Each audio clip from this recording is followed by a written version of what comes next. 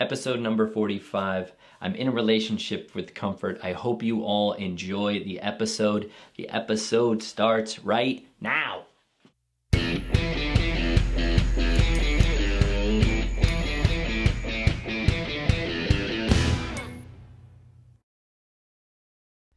Yes, here we go. Let's do this. What's going on? So, you guys will hear beeping and rattling, hopefully not through the whole podcast. They're doing our driveway out there, our parking lot, and it is a mess. It is a real shit show, but it needed to be done. Had to get it done. Everybody's shoes keeps getting screwed up, and they screw up the gym. Drives me nuts. But, we got to do what we got to do. Even though most of you should be changing your shoes. I change my shoes most of the time. Great weekend. Hope you all had a good weekend. I had a phenomenal weekend just relaxing, really focusing on some family, really focusing on, cleaning up in my apartment. It was a disaster because all I've been doing is working. So it felt really good to, clean up a little bit. Obviously, the only thing I have not cleaned up is my face and my hair because I haven't been able to get a appointment with my barber. It's driving me crazy. I just always seem to forget and then try to get him the next day. He's like one of the best barbers I've ever met. 860 Cut Above the Rest in Plainville. It is a great place. Go see Dutch. He is the man. So shout out to Dutch. Cut my face. Cut my hair, man. I know. I even text him. I'm like, I got to go with a Hail Mary here. Are you taking any appointments today? And he's like, I know his face was like, man, I'm busy. But I had to. I just keep forgetting. But I definitely need to get a haircut because this is looking grizzly. I mean, I don't even have that much of a beard, too. I can't really grow that much of a beard. To be honest with you, this is weak. This is like weeks of growing my facial hair, and it still looks like, 11-year-old boy. Yeah, I mean, that's fine. There was this kid in high school. What was his name? Josh. Josh, yeah. Josh Klein? Yeah, dude, that kid had a beard. That's his real name. That kid had a beard in he was like 10 and had a beard. I remember looking at we were playing kickball and one of the teachers was like, the substitute teacher was playing kickball with us, and he's like, "Who's that? Who's that kid?" I'm like, he looked like I'm like, no, he's not a substitute teacher or anything. It's just that's just like a grown boy. His facial hair was crazy. But anyway, so today, I mean, it was something that keeps coming up, and I got an email too that I can share with you guys. She gave me permission to use it, so I'm definitely going to use it. I want to talk a little bit about comfort and people's relationships with comfort and what that looks like and what that can lead to. So in my experience, in my life experience, I've been told that I've been a little obsessed with being out of my comfort zone. I mean, even doing something like this, doing a podcast where people think that you're doing it for attention or you're doing it because you want people to listen. I'm actually doing this because I really enjoy it, but I'm also doing it because it gets me out of my comfort zone. It gives me more comfortable with talking with people. It gives me more comfortable with just talking and listening too. When we have guests on, it feels good to be able, to listen to a person and really try to focus on what their craft is or what their message is. You guys can check out the episode 2 episodes ago with Jen, Jen the Fit Foodie. She's my head trainer too. But, she just listening to her talk and listening to her being so passionate about things, it's really important. So you feel really good doing that. But really it's about getting out of your comfort zone. The fitness industry is about getting out of your comfort zone for sure. But more importantly, I think living a life of just straight up comfort can really start to hurt us. And we've seen that with our society, obviously. We've seen, where choosing a comfortable path each time can lead. So what that usually looks like as far as a day-to-day thing would be, the easiest one I can think of, and I hear it a lot, is I'm tired, I'll do it tomorrow. That's probably the most common one that we all use, and the most common one that we all kind of like say all the time. And I'm guilty of it as well. But it's times like that where I call myself out. So, but first we'll talk about a little bit about what that looks like to choose comfort each time and where that can lead.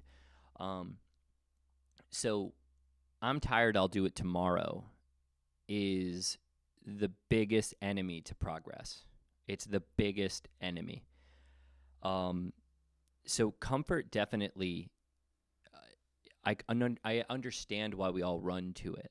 I can understand why, we all try to stay there because it is comfortable. You're not really challenging yourself, and you're always, just kind of doing what you want to do.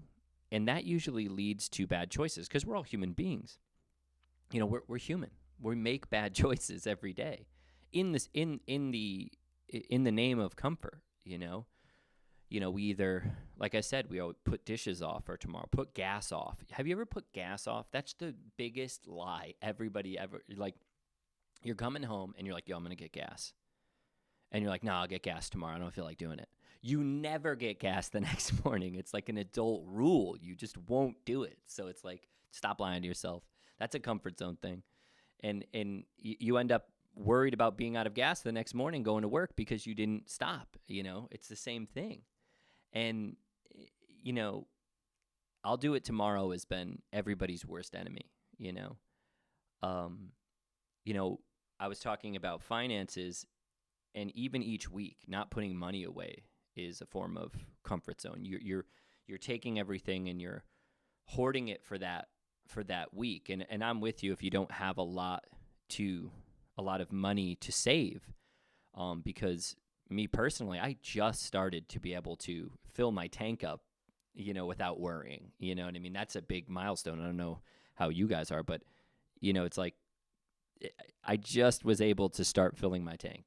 You know how huge that is for me, that I don't have to worry about what's in my bank account just to fill my gas tank. Because before it'd be like, I have $13 in there. I think I can do 5 without getting a late fee for 5.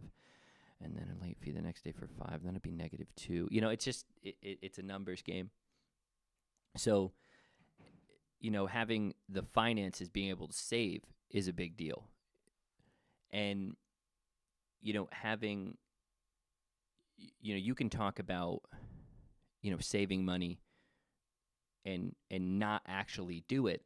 And then at the end of the year, you're sitting there going, oh man, but you were going out to eat. You were buying clothes. You're buying things you didn't need. You're buying 3 pairs of shoes. You were doing all of those things. And all those things add up. And then obviously minus from, that you were, trying to save. And it's obviously not going to go your way when you're constantly spending money because you always feel like you deserve to spend that money. But that's a comfort zone thing. That's a thing that people do to kind of stay insulated, is spend money on themselves. And I'm not saying you shouldn't, because I most certainly do. But you got to be able to save money too.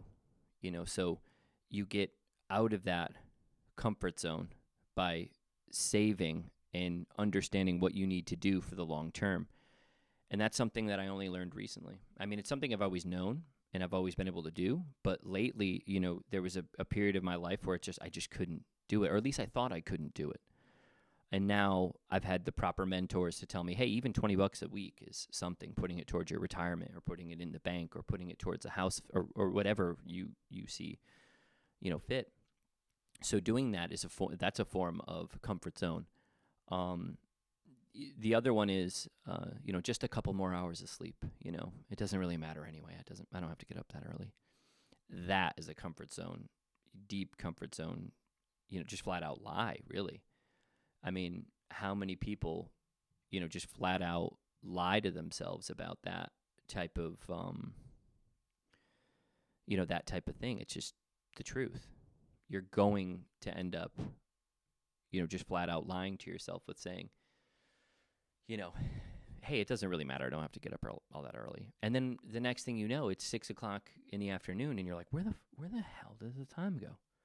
What time is it? Like, you're so reactive because you didn't get up that couple hours before to get your workout in, to go to the bank, to go get gas, or you're late for work again, and that's a comfort zone thing, and it's just those extra little bit, and that's what getting out of your comfort zone really is a lot of the time, and at least that's how I've done it, where it's always just give yourself an extra 15 minutes, give yourself an extra $10 to put that in the bank. It's like give yourself these things now, these small things done well. That's kind of my thing. That's kind of been my motto. Small things done well add up. And it's like doing it with your finances, doing it with your, with getting after the day. Those things really do add up, because getting up a couple hours earlier to go to the gym because you won't do it at night, it's the same thing. I mean, we could talk about it in terms of going to the gym or taking care of yourself or going grocery shopping or making sure you have good, healthy choices or good choices in your fridge that you would enjoy to eat. Whatever it is, it doesn't really, it matters. All of those things matter. And ignoring that they don't matter is going to cost you. It's going to cost you to stay in your comfort zone. So, I mean, most of you know how my past has gone, or, most of the, our listeners, they know me pretty well.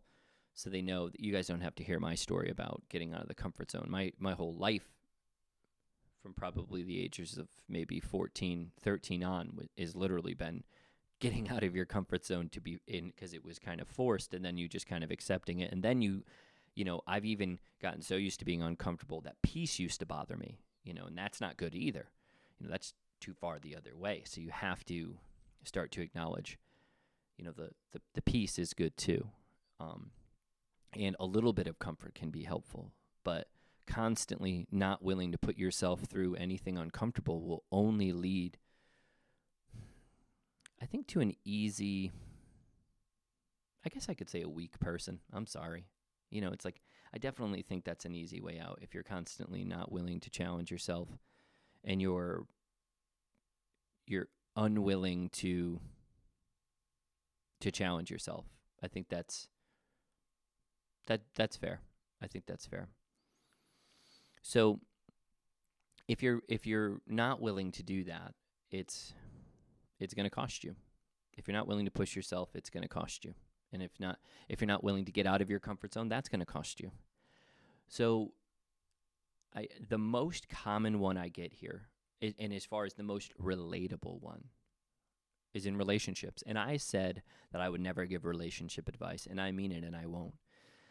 But what I can do is talk about the thing that I get the most out of this, out of owning a personal training company and having a team that thrives off being a little bit more uncomfortable and pushing ourselves to be better. It's couples, boyfriends and girlfriends. We've all seen it. We've all done it. I've done it. There's plenty of evidence that I've done it in relationships, or at least in relationships in the past where I didn't learn this yet.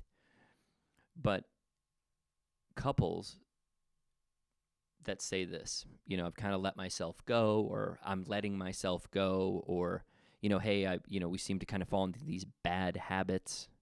These are all things that people tell me and actually email. I'll read you guys a very, very quick email from Jane. Hey Ben, thanks for getting back to me so quickly. So me and my husband both for the past 3 years have been doing little things on and off to try to stay in better shape. Nothing seems to work, or at least last. It's put a lot of pressure on me and on him. We seem to just fall right back into the same old habits. We are very interested in partner training with you. Looking forward to meeting with you on Tuesday, blah, blah, blah, blah, blah, blah. So, she obviously didn't type blah, blah, blah, blah. But, so I think what she means is they choose to be uncomfortable for a little bit, not adopt it as a lifestyle, or not just incorporating these little things that will be helpful for them. And then what happens is then they end up going back to their comfort zones, back to those comfort zones, not changing it in a lifestyle and just not and not making it into the comfort zones, which is, very common. I mean, it's probably the most common thing we get here with couples. And I think when people are letting themselves go or really not focusing on their health and wellness, and I think you guys are we all do it. That doesn't make it right. It's there's a reason why you're doing it. You're letting, things kind of push you around in your relationships to knock you into a lesser version of yourself, or a less healthier version of yourself, or a lesser confident version of yourself. And I think that both partners do themselves disservice when that happens.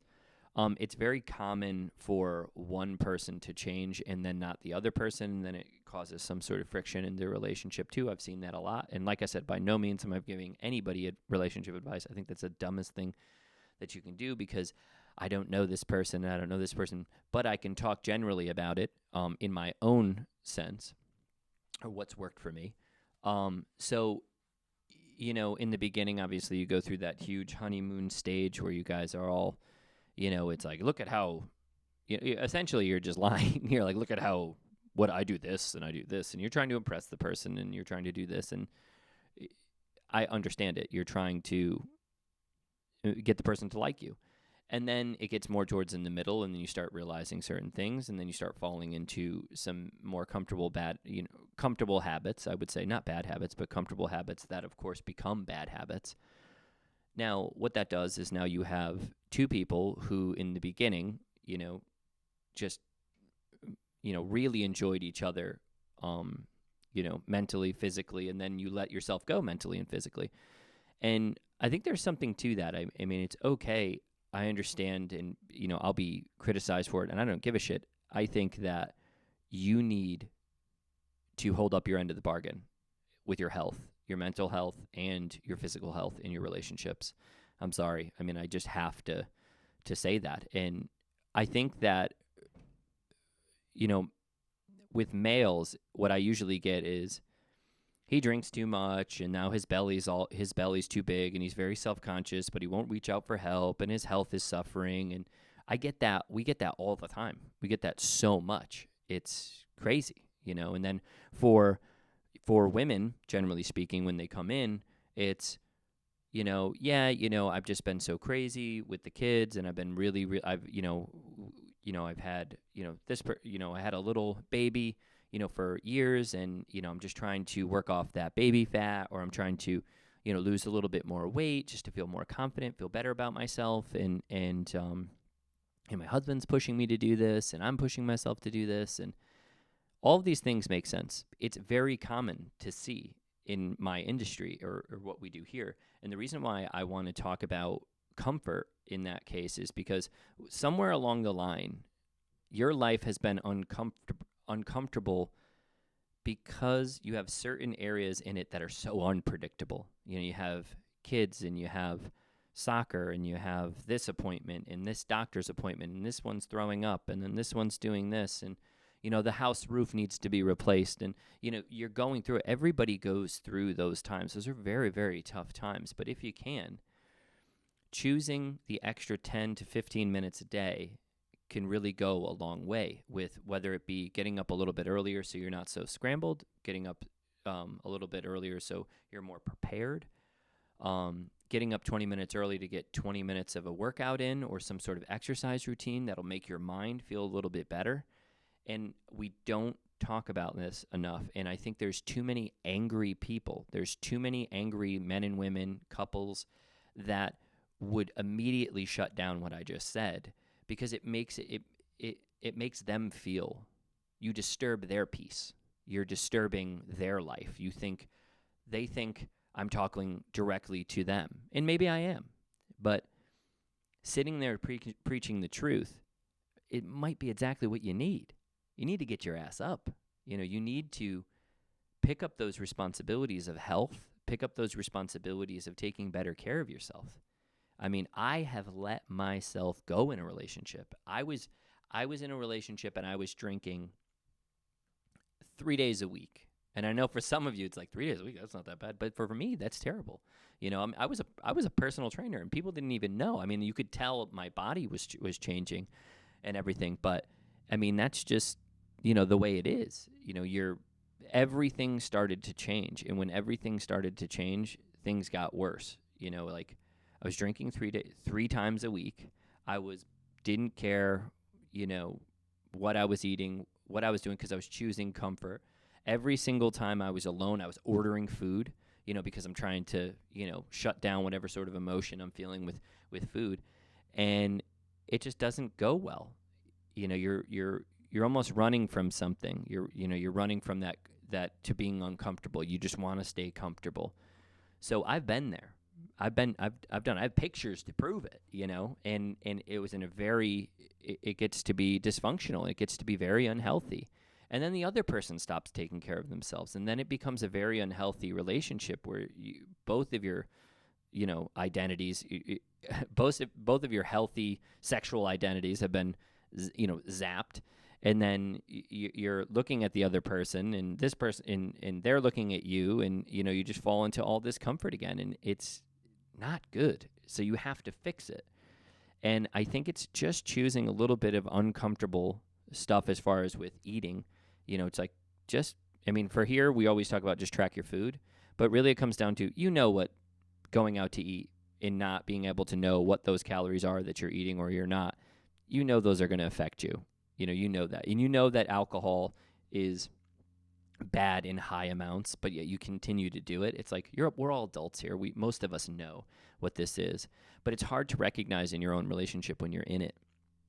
So it's like, as far as letting yourself go in a relationship, it's like I've been there. And for some of you, it's like, who the hell is this guy telling me what to do in my relationship? I'm not. And maybe, it's like, have a little self-realization, and is what I'm saying all that insane? With just, you need to take care of your health because it's better for you. This is America. You can do whatever the hell you want to do. But I promise you, if you do take care of your health and choose those little uncomfortable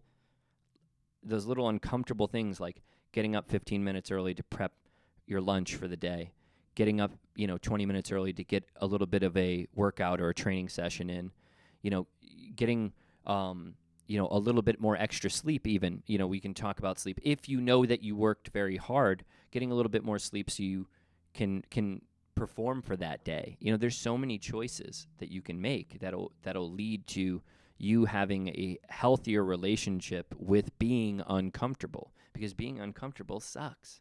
But you got to do it, because if you don't do it, you end up living a life of comfort. And we all have seen where a life of comfort will lead you. It leads to being morbidly obese. It leads to having heart problems. It leads to high stress levels. It leads to be overworked, under rested. It leads to all of these problems and ailments, and we know that. We're not stupid. We're just ignoring those uncomfortable moments. So just some things that you could do real quick, and I'm done. Okay? I promise. So small things done well add up. I've been saying that forever. I have it written over here on the side. You have to practice telling yourself the truth each day. I know that sounds simple, but I promise you it's harder than you think. I did it for 3 months a couple of years ago, and I said I would not lie to myself, regardless of what it was. I would stop, and it was something I was doing very often. Once I started telling the truth to myself every single day about some of these things that I didn't like that I was doing, it just started to change me just a little bit. I started writing things down. I started writing the things I would do the next day, and then all of a sudden they started to add up. And I've even journaled this and shared this with our goal-setting seminar that we had. And when I did that, I copied the paper that I wrote, shitty writing and everything, because I have terrible penmanship, but I did that, and I went 100% on even the larger goals that I set for myself. That's insane. That's 100% success rate. And that had everything to do with choosing the uncomfortable little road each day. Just the uncomfortable, just a little bit, little things each day. That's all I did. So start small. Then you start writing stuff down for the next day and the next day. And then it just becomes something that happens. So tell the truth to yourself, practice it, and start small, okay? That's all you have to do. I know it doesn't sound crazy. It sounds actually extremely easy. It's not, because you have to choose that uncomfortable road that you have not been choosing. So seriously, try it out. And on this note, just remember, and I've shared this many, many times on my Instagram, on my Facebook, and I've said it many times. Compare yourself to the person you were yesterday, not anybody else, and most certainly not any sort of celebrities or any other person you're looking up to. Just compare yourself to the person you were the day before and watch what happens. I'm out of here. I'm out. I'm gone.